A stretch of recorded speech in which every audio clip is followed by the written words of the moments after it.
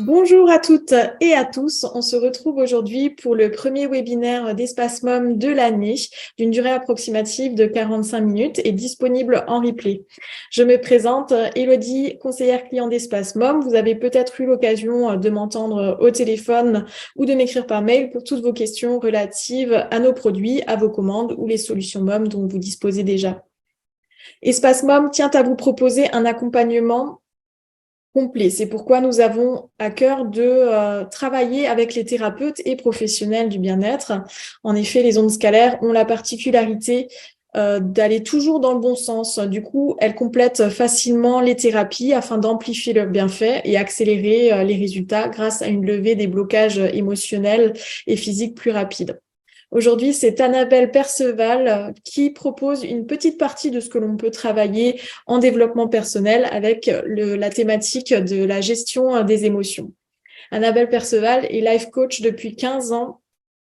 Elle exerce en visio dans toute la francophonie. Elle est spécialisée dans l'intelligence émotionnelle, la libération des traumatismes et propose un coaching intégratif corps-esprit pour retrouver son énergie.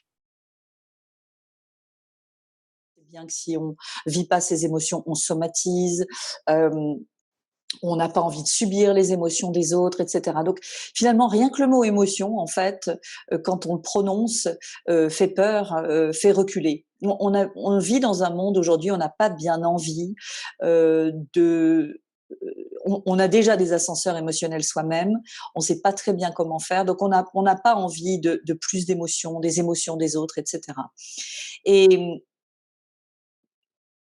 et c'est un tort. C'est un tort parce qu'en fait, nos émotions sont des messagères et ce sont des messagères qui nous aident à mieux nous comprendre, donc à évoluer. Donc on a tout à gagner à redevenir ou devenir amis ou alliés, en tout cas familiers avec les émotions, les comprendre, savoir comment elles fonctionnent, qu'est-ce qu'elles nous disent de nous et les utiliser dans notre vie plutôt que de les mettre à distance. Mais on vit dans un monde qui est aseptisé, un monde de l'image, un monde superficiel, de la performance également. Il faut réussir, il faut être heureux, il faut être mince, il faut être bronzé, il faut être ci, il faut avoir une Lamborghini, etc., etc. On va de plus en plus vers ça. Hein. Je vois le fil Instagram de ma fille de 17 ans, c'est à peu près ça. Donc, on est dans un monde qui veut bien de l'émotion quand elle fait vendre ou quand elle est propre, quand elle est maîtrisée, mais l'émotion c'est pas ça. Donc l'émotion, emovere en latin veut dire énergie en mouvement.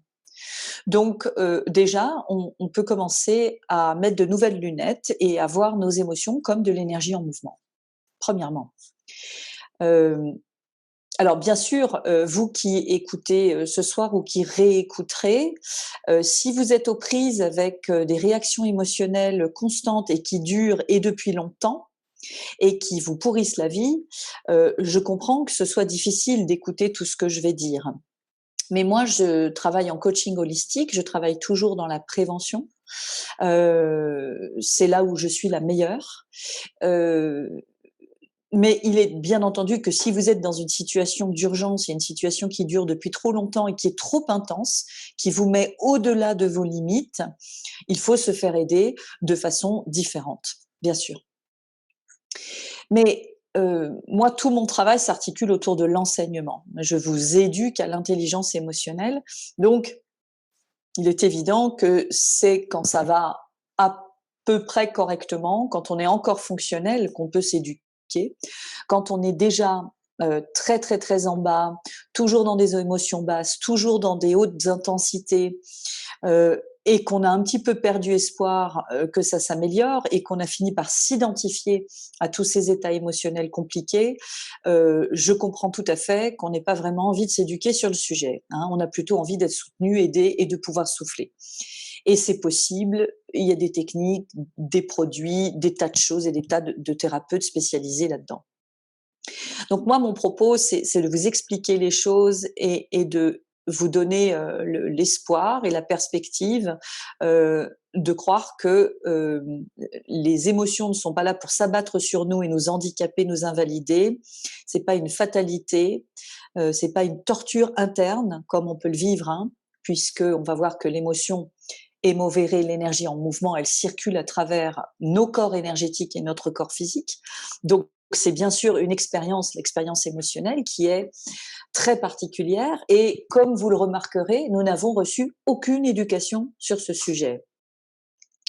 Moi, j'aime beaucoup me positionner là où on nous donne rien, en fait, ou là où on fait comme si c'était évident que nous devions gérer nos émotions, et si on gère pas ses émotions, alors on est fou, on est déséquilibré, on est malade, pas du tout. Donc, l'énergie en mouvement, plutôt que gérer nos émotions, moi, ce que j'aimerais que vous essayiez de développer, c'est de vivre vos émotions.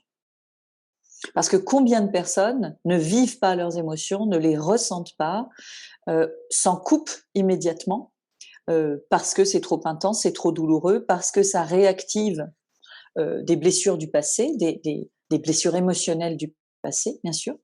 Ce qui est tout à fait normal, hein, l'élan naturel de l'être humain, c'est de se distancier de la douleur, mais l'être humain, quand il veut évoluer, quand il veut cesser les schémas répétitifs, quand il veut retrouver la santé, l'enthousiasme, la joie de vivre, l'abondance, des relations nourrissantes aux autres, avec ses congénères, il doit évoluer. D'accord. L'évolution étant naturelle, et pour moi, les émotions font totalement partie de notre évolution naturelle, puisque, comme je vous disais tout à l'heure, ce sont des messagères. Donc d'abord, quand l'émotion arrive, ou les émotions, parce que parfois elles sont mêlées, nous devons arrêter ce que nous sommes en train de faire. Nous devons nous poser et nous devons être attentifs à ressentir ces émotions, ces énergies en mouvement qui nous parcourent. Mais attentifs à tout. Qu'est-ce que ça génère comme conclusion dans notre tête? Qu'est-ce que ça génère comme peur, comme envie, comme comportement réflexe, comme stratégie de survie, etc., etc., etc. Et bien sûr, chaque fois que je fais un webinaire sur une thématique, la vie me présente une situation pour que je vive totalement ce que je suis sur le point d'animer. Donc, j'ai eu cette nuit et ce matin une réaction émotionnelle très forte, très douloureuse, que j'ai pu comme ça toute la journée analyser, ressentir, vivre, mettre à plat, en vue de ce webinaire de ce soir. Donc, je suis complètement dedans. Je Annabelle, il ne... me semble qu'il n'y a plus de Oui, son. de mon côté, Ah, voilà, c'est bon. merci. Donc, la, on ne peut pas être OK pour les émotions positives et refuser, mettre à distance les émotions négatives. Ça n'a aucun sens. C'est comme les prises de conscience. On ne peut pas applaudir les prises de conscience soi-disant positives et refuser les prises de conscience négatives. Hein. Les prises de conscience que quelque chose ou quelqu'un est catastrophique ou vicieux ou mauvais, on doit la saluer aussi, parce que c'est quelque chose qui, au contraire, va beaucoup nous apporter et nous permettre, par exemple, de ne plus travailler avec cette personne ni être en contact avec elle. D'accord? Donc, les émotions, c'est la même chose. Les émotions positives, bien sûr, elles sont agréables à ressentir. Et les émotions douloureuses, intenses, de souffrance, par exemple, bien sûr, dans un premier élan de distanciation, notre corps va se crisper. Et c'est ça, d'ailleurs, c'est la crispation pour refuser l'émotion négative qui finalement est le problème. Hein, c'est pas l'émotion en tant que telle. Mais si on apprend, et ça s'apprend, à accueillir le positif comme le négatif, comme si c'était la même chose, on va pouvoir découvrir que les émotions sont des messagères. Elles nous indiquent dans une situation donnée comment nous nous sentons véritablement, profondément, inconsciemment, j'allais dire.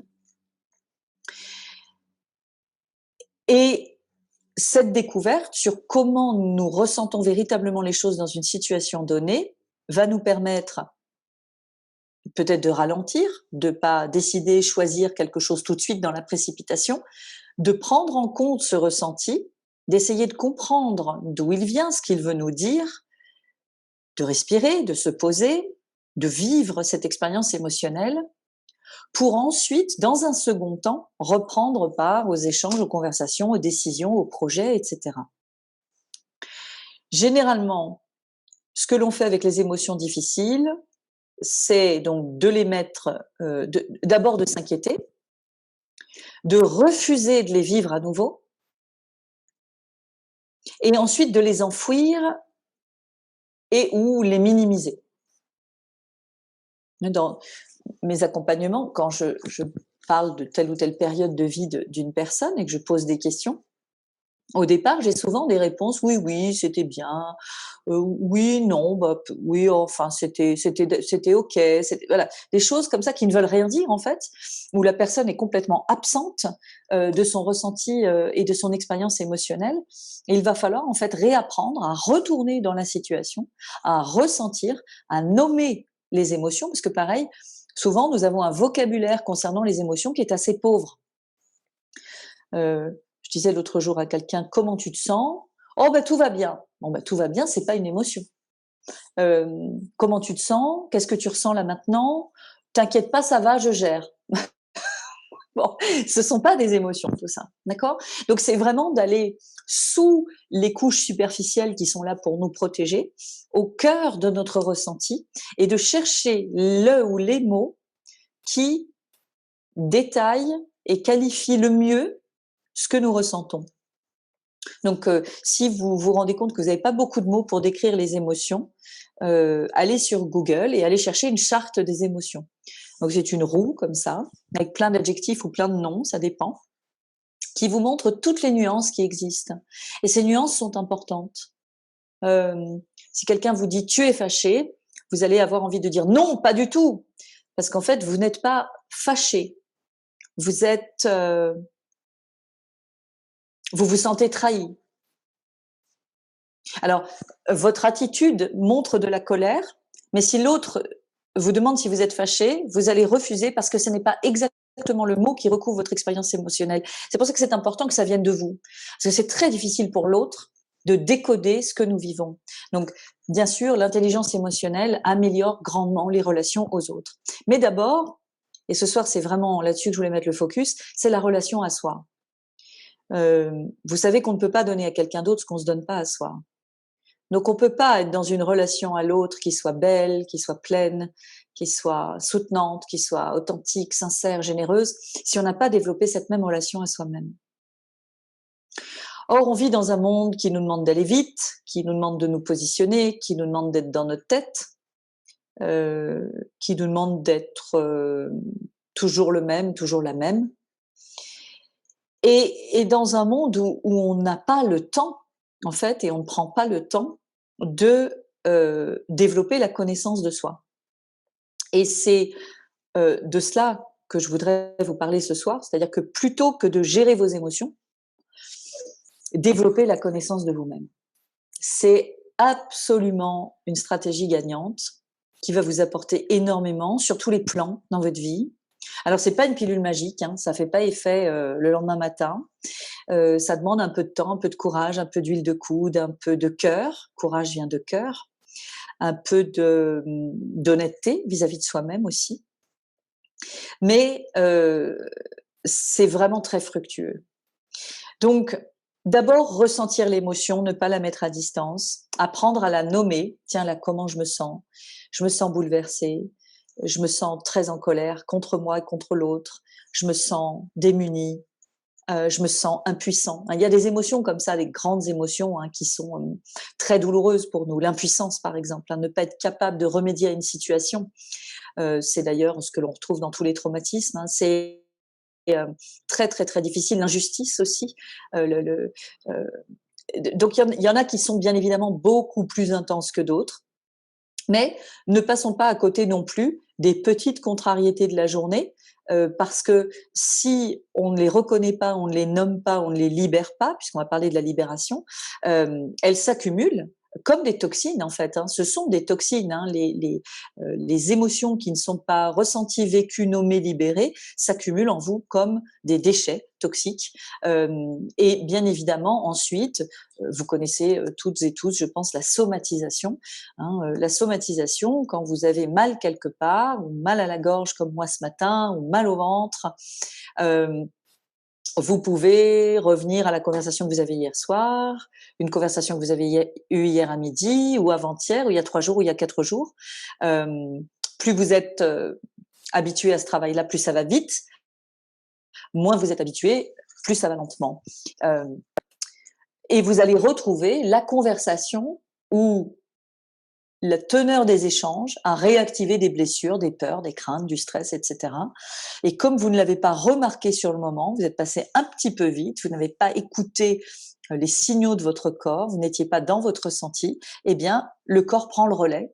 Si vous n'utilisez pas votre chakra de la gorge, le corps prend le relais quelques jours après ou quelques heures après. Et ça s'appelle la somatisation, soma voulant dire corps en grec. Ce qui n'est pas un problème, on est câblé, on est capable de ça. C'est pas un problème, mais comme on ne reconnaît pas la somatisation, on va aller essayer de la traiter avec des produits extérieurs qui vont peut-être agir un peu. J'ai reniflé du tea tree ce soir, parce que pour être en forme ce soir, il fallait bien que je m'outille un petit peu. Je me suis reposée, etc. J'ai écrit, j'ai parlé, je me suis exprimée, je me suis demandé pardon, j'ai demandé pardon à l'autre, etc. Mais la base, le cœur d'être en équilibre tout le temps, et donc ça passe par la connaissance de soi, c'est de comprendre ce qui nous arrive, comprendre ce que nous vivons profondément, et donc le ressentir. Et le ressentir, c'est dans le corps, c'est pas dans votre tête. L'expérience émotionnelle, elle est dans votre corps. Mais elle bouge. Donc c'est vrai que c'est pas facile parce que émovere, émotion, énergie en mouvement. Donc ça bouge. Ça peut être fulgurant, ça peut être lent. Donc ça nous demande de l'attention. Une fois que c'est ressenti, une fois que c'est nommé, il va falloir qu'on la libère, cette émotion. Donc la libération, il y a 2 grands moyens en fait, qui sont l'écriture et le mouvement. Pourquoi l'écriture? Parce qu'avec l'écriture, l'émotion passe par votre bras, votre main, votre stylo, elle est déposée sur le papier, elle est objectivée, elle est sortie de votre système. Et là, vous l'avez en face de vous, elle n'est plus en vous. Donc vous y voyez beaucoup plus clair et vous vous apaisez. Et d'ailleurs, généralement, vous allez trouver des solutions derrière. Vous allez pouvoir vous mettre en action. Si l'énergie n'est pas libérée de cette façon-là, vous ne pouvez pas vous mettre en action. Vous êtes en réaction et vous êtes en boucle en réaction.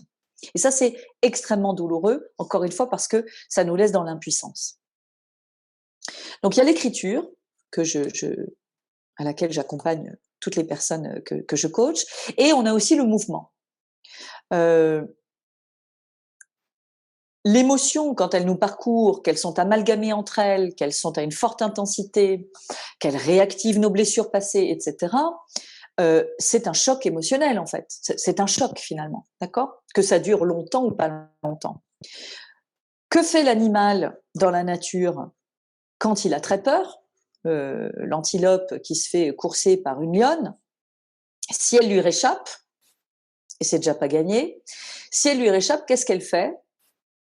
Elle ne va pas et elle ne peut pas reprendre sa course sans s'ébrouer, se secouer. C'est-à-dire qu'elle a des tas de tremblements et elle va vivre ces tremblements et elle va laisser son corps trembler naturellement, qui va trembler très très fort, à la hauteur de sa peur et de son instinct de survie qui s'est activé, et jusqu'à ce que les tremblements s'apaisent. Et là seulement, son rythme cardiaque revient à la normale, elle retrouve l'usage de son système nerveux, de ses muscles, de son ossature, et elle va pouvoir à nouveau galoper pour retrouver sa horde.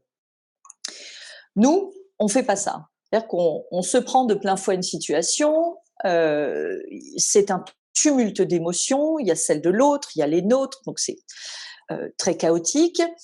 Et ce qu'on va faire, c'est qu'on va essayer d'échapper à la situation, ou bien contre-attaquer parce que c'est la faute de l'autre et on veut le mettre à distance, ou bien on a aussi la réaction qui est le repli sur soi, c'est-à-dire qu'on s'effondre en fait. C'est ce qu'on voit beaucoup dans la dépression. Or, ce que nous devrions faire, c'est qu'à chaque contrariété, à chaque petit, moyen ou gros choc émotionnel, on bouge. Alors, bouger, le mouvement, ça peut être des étirements, ça peut être danser, ça peut être courir, ça peut être faire du qigong. Je ne sais pas si vous connaissez. Si vous ne connaissez pas, allez voir parce que c'est très simple, très facile et très doux. Ça peut être courir sur place hein, aussi, si on n'est pas dans la nature, ou ça peut être aussi se secouer de partout. Donc, obliger notre corps à trembler pour laisser sortir ce qui vient de se passer comme expérience, si elle a été très intense en tout cas.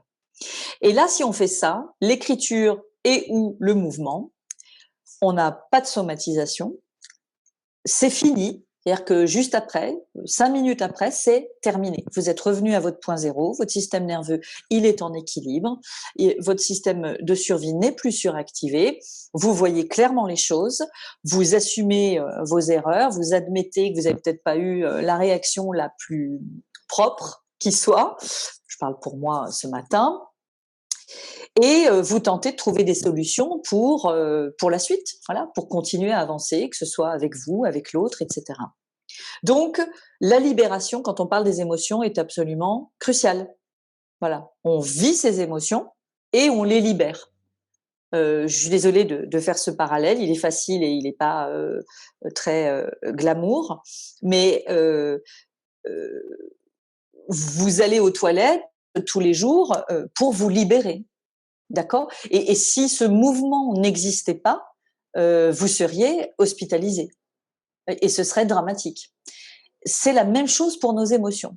Nous ne sommes pas des containers à émotions. Nous sommes un canal. Et ça, on l'oublie trop souvent. On contient, on encaisse, après on rumine, on archive, on stocke des choses vieilles de dizaines d'années.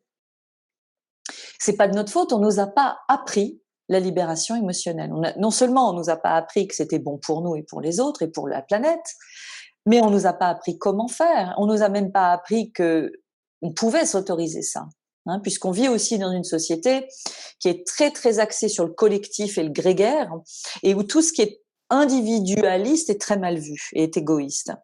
Et oui, mais la connaissance de soi, vous ne pouvez la développer qu'en passant du temps avec vous-même, en étant avec vous-même, en vous intéressant à vous-même, en portant de l'attention à vos réactions, à vos émotions, à vos comportements. Et ça, personne d'autre ne peut le faire pour vous. D'accord ?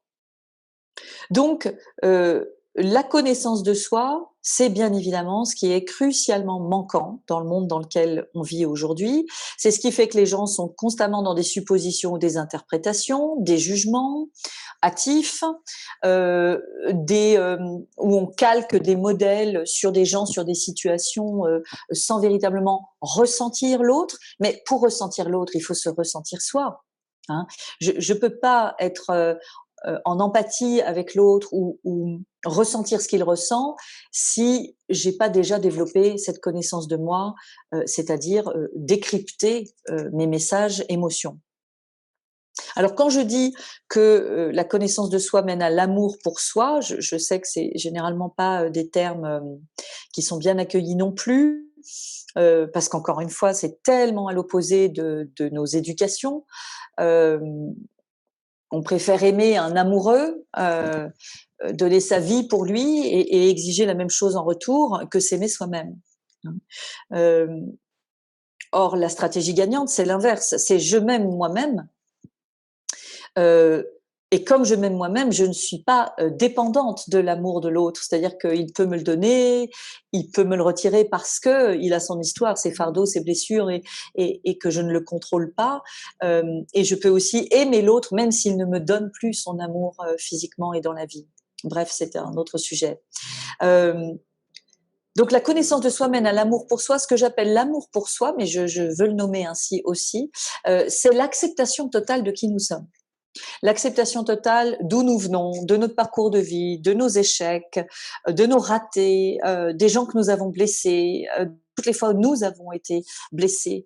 Nous devons retrouver cette unité avec nous-mêmes pour nous défragmenter.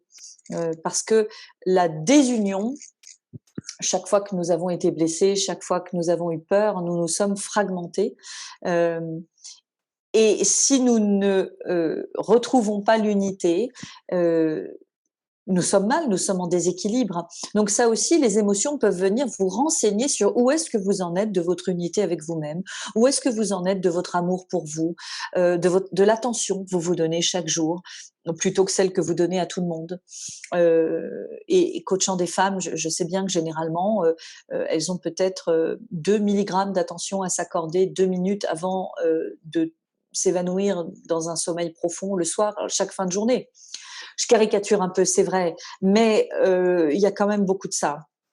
Et si elles le font pas avec leur famille parce qu'elles ont choisi de pas en avoir, elles le font dans le travail. Pourquoi? Parce qu'elles courent après la reconnaissance pour combler une grande blessure qui est la blessure d'impuissance et la blessure de dévalorisation. D'accord? Donc l'acceptation totale de qui on est, c'est absolument important et c'est ce qui va nous permettre d'être attentifs à nous-mêmes, doux avec nous-mêmes et donc d'être ouverts à toute expérience émotionnelle. Tout à coup, je suis en colère. Très bien, je suis en colère. Je vais le vivre, je vais le nommer, je vais le respirer, je vais le libérer, je vais l'écrire, je vais le bouger, je vais le secouer, le trembler. Et puis après, on va passer à autre chose. Hein. Tout est toujours temporaire. Donc cette connaissance de soi qui mène à l'acceptation totale de soi-même et donc des autres. Vous comprenez bien que si j'ai une acceptation totale de moi et de mes réactions émotionnelles, je vais être dans l'acceptation totale de l'autre, ce qui ne veut pas dire que je vais tout lui passer, tout cautionner et me faire maltraiter. Certainement pas. Mais d'abord, mon parti pris dans la relation à l'autre, c'est l'acceptation totale de ce qui est, donc de ce que l'autre choisit. D'accord? Et ça facilite grandement les relations. Et nous sommes des êtres relationnels. Donc, je crois que là, encore, on aurait des émotions tout seul dans son coin. Bon, passe encore. Mais on est en relation avec d'autres. Donc, comment est-ce qu'on fait pour vivre toute cette réalité émotionnelle en relation avec les autres, parce qu'ils viennent appuyer sur nos boutons, comme vous avez remarqué. Certains sont des miroirs extrêmement grossissants de nos blessures, de nos travers et de nos stratégies de survie. Donc, ça rend les choses bien évidemment délicates. Mais on peut apprendre à fonctionner différemment tout en restant soi-même, bien sûr. Hein, c'est la base de l'acceptation de soi, c'est rester soi-même, mais modifier nos comportements, c'est-à-dire développer des nouveaux comportements qui nous donnent plus le choix de réagir de telle ou telle façon dans telle situation. J'ai un fils qui est autiste Asperger et donc lui, très particulièrement, il est dans une rigidité de réaction et de comportement et tout le travail très fin et de longue haleine est de lui montrer la possibilité de réagir différemment, ce qu'il dépasse lui au départ, hein, et donc d'assouplir cette rigidité et ensuite de lui donner confiance dans le fait d'aller choisir tel ou tel nouveau comportement dont il n'a absolument pas l'habitude et qui l'insécurise, bien évidemment. D'accord? Mais c'est possible. Voilà. Donc finalement, parce que je sais qu'il ne me reste pas beaucoup de temps, développer la connaissance de soi, c'est développer une très forte relation avec soi-même. C'est passer du temps avec soi-même, c'est s'intéresser à soi-même, c'est s'accepter totalement, c'est se pardonner quand on a raté, échoué et pas été très bon.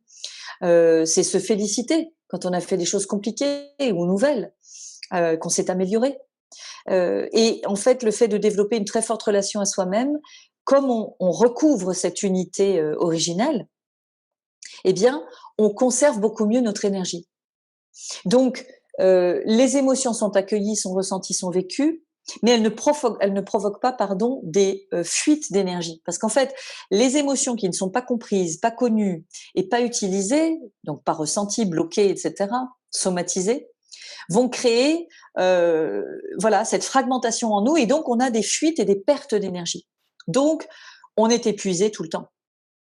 Et ça, s'il y a bien quelque chose quand même qui est une des peut-être la demande universelle de l'être humain aujourd'hui, c'est j'aimerais avoir plus d'énergie, j'aimerais être plus en forme, j'aimerais voilà.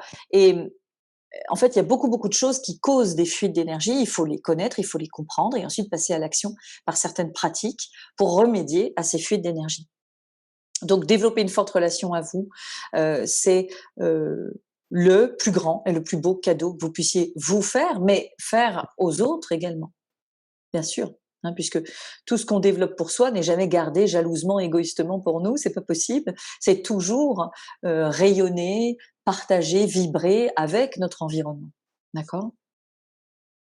Donc toute cette démarche de connaissance de soi, d'acceptation totale de soi-même, de développement d'une forte relation à soi, euh, nous mène en fait à une vie où nous choisissons, nous nous rendons compte déjà que nous avons le pouvoir de choisir absolument tout ce qui concerne notre vie et notre mode de vie, que nous n'avons pas à subir quoi que ce soit. Si vous subissez quoi que ce soit, c'est que vous êtes dans vos blessures, coincés. Et il faut aller travailler ça pour sortir de la blessure, qui est comme un peu une ornière sur la route, et pouvoir retrouver la clarté, quelles sont les ressources, quelles sont les solutions, qu'est-ce que j'ai comme différentes stratégies, etc., etc. Donc, choisir dans notre vie tout ce qui va soutenir notre équilibre. Voilà.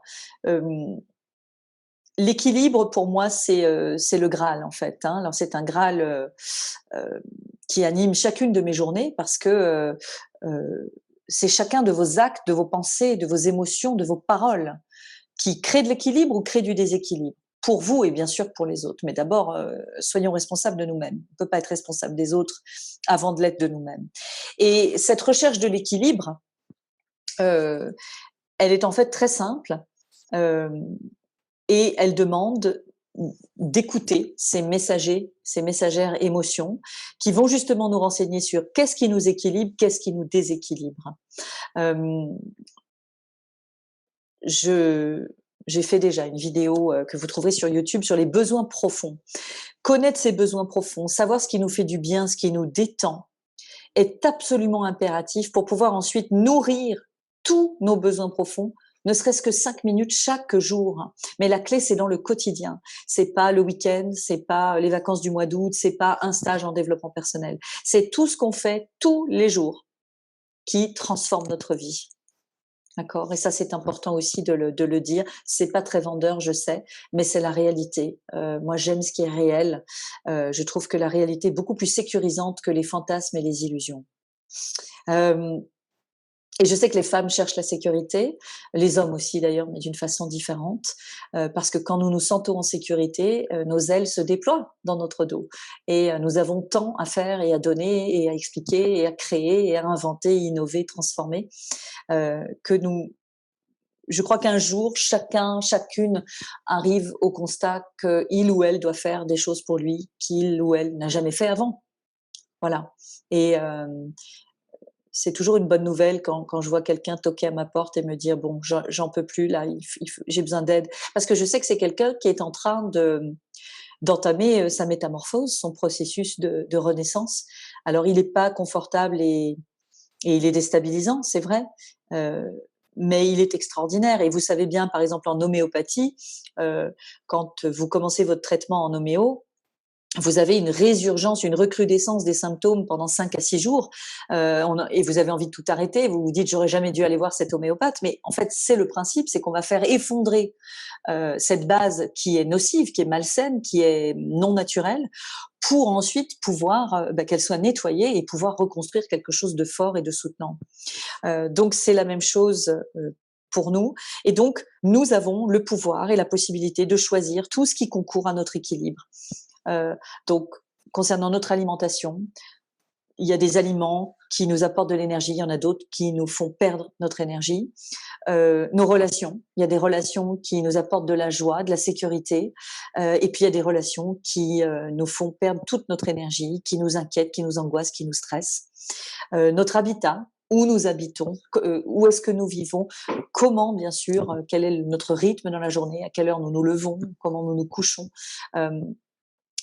Tout ça a une importance magistrale, et aujourd'hui où on voit une telle explosion des maladies, qu'elles soient psychiques ou physiologiques, notamment auto-immunes et dégénératives, on voit bien qu'il y a un réel problème et qu'il y a un besoin très important d'éducation à l'équilibre dans notre vie. On en est tous capables. On ne peut pas dépendre uniquement de médicaments, de machines, de médecins. Nous devons, nous aussi, apprendre à développer un mode de vie qui concourt à notre équilibre. Il y a énormément, énormément de choses à faire. Et bien sûr, nous sommes là ce soir avec Élodie qui représente la marque Espace Mom que j'utilise également à la maison pour moi et mes enfants. et qui, bien sûr, fait partie de cette médecine environnementale, notamment.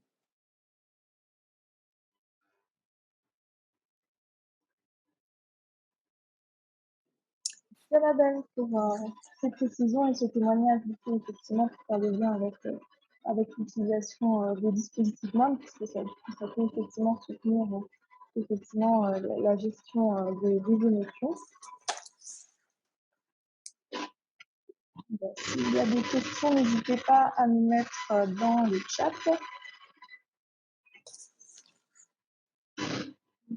On nous a déjà demandé effectivement si le webinaire était disponible en replay. Bien sûr, le replay vous sera envoyé par mail pour que vous puissiez le consulter ou le partager.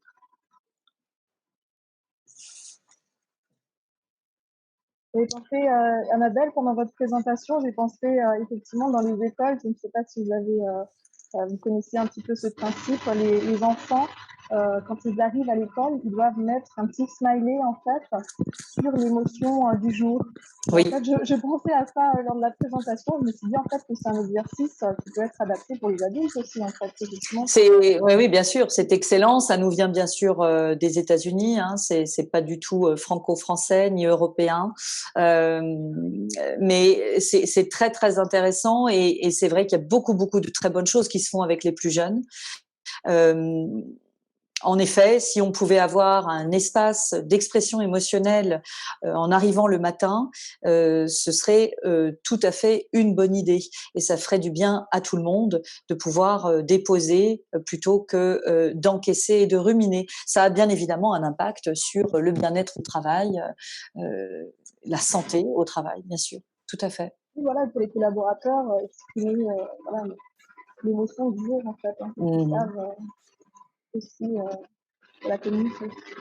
En même temps, pardon Elodie, je rebondis juste sur le fait que je mets un petit bémol quand même parce que par exemple l'utilisation des emojis est un peu une fausse bonne nouvelle en fait parce que on a l'impression que en tant que société on est beaucoup plus à l'aise avec l'émotion et en fait non parce qu'elles sont elles sont uniformisées et on n'est pas dans les nuances.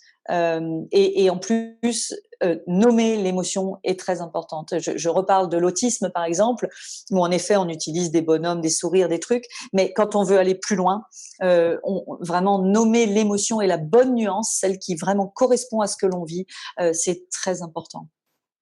Après, les mots, il y a des mots qui ne définissent pas vraiment. Des fois, on cherche nos mots, c'est pas vraiment... Alors, on est peut-être bloqué des fois par les mots. Parce qu'il faut aller s'éduquer, il faut aller chercher cette roue des émotions, cette charte des émotions et la voir sur son frigo ou dans son sac à main parce que c'est très intéressant. Donc, nous avons une question de Sylvie. Quand on ressent des peurs au niveau du chakra du plexus solaire, comment faire pour s'en libérer? Alors, on va pas s'en libérer avant de l'avoir accepté. C'est ça le truc. C'est qu'encore une fois, je vous dis, c'est pas vendeur hein, ce que je raconte. Hein. C'est-à-dire que ce que Sylvie exprime, c'est que son premier mouvement face à la peur et l'oppression dans le plexus, c'est la fuite, c'est la résistance, c'est la mise à distance. C'est pas ça le premier mouvement qu'il faut que Sylvie développe. C'est l'inverse. C'est tiens, oppression dans le plexus. Tiens, peur au pluriel. Peur de quoi? Et d'écrire, d'avoir tout de suite un stylo à la main et une feuille et de gribouiller. Peur de quoi? Quand est-ce que j'ai déjà ressenti ça?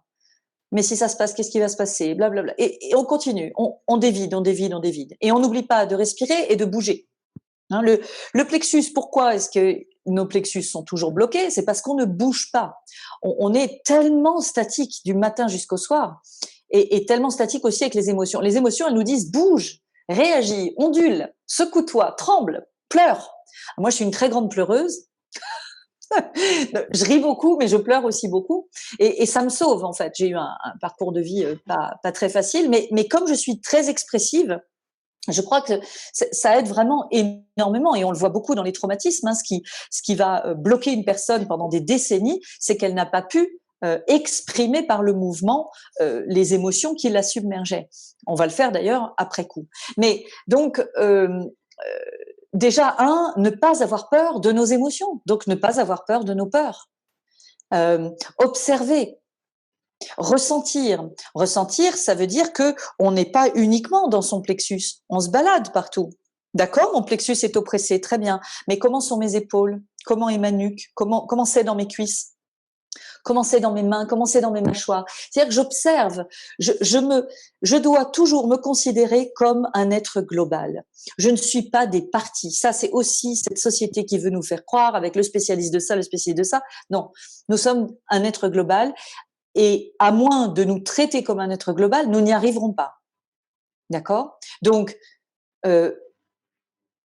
plexus oppressé, les peurs, très bien, je m'arrête, j'écris, je respire, je bouge, j'analyse, j'accueille, j'observe, je le vis. Et ensuite, qu'est-ce que je peux faire? Voilà. Est-ce que ça dure un peu trop longtemps à mon goût? Je vais vous dire un truc, avec 50 respirations profondes, il n'y a rien qui résiste. Hein.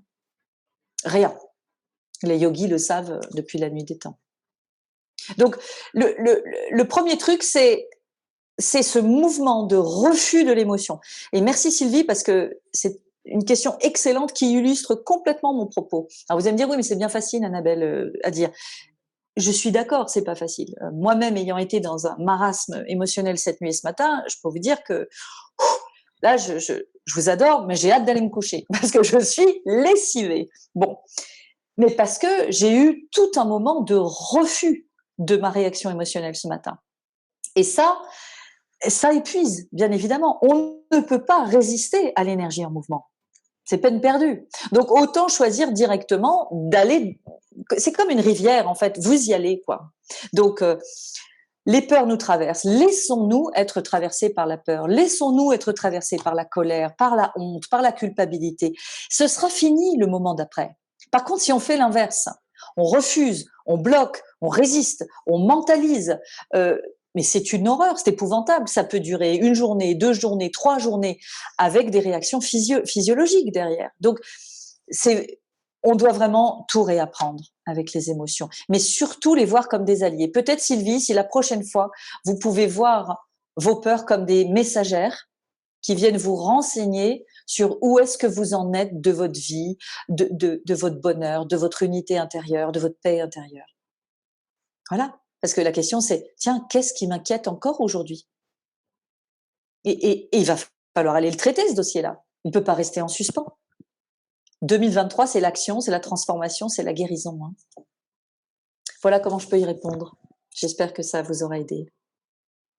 Oui, c'est lié à développer effectivement écriture et mouvement, point d'interrogation. Donc, effectivement, elle a repris les quelques clés pour son niveau de vie. Voilà, donc s'il y a d'autres questions, n'hésitez pas du coup à nous les transmettre du coup à notre adresse mail contact@espacemom.com. Ce webinaire sera disponible en replay. Nous vous enverrons effectivement le replay par mail à toutes les personnes qui se sont inscrites. Donc ne vous inquiétez pas, vous aurez l'occasion de le revoir, de le voir ou de le partager. Donc, restez abonnés à notre newsletter. Nous vous proposerons prochainement d'autres webinaires. Nous aborderons la permaculture le 18 avril avec Joanne Bis du compte Instagram Permaculture au Jardin. Et Annabelle proposera une autre séance de coaching sur la confiance en soi. Du coup, l'autre partie pour développer effectivement la gestion des émotions. Donc, restez connectés. Merci pour votre fidélité et à bientôt. Merci Annabelle. Merci à tous. Merci Élodie. Bye. Merci. Bonne soirée.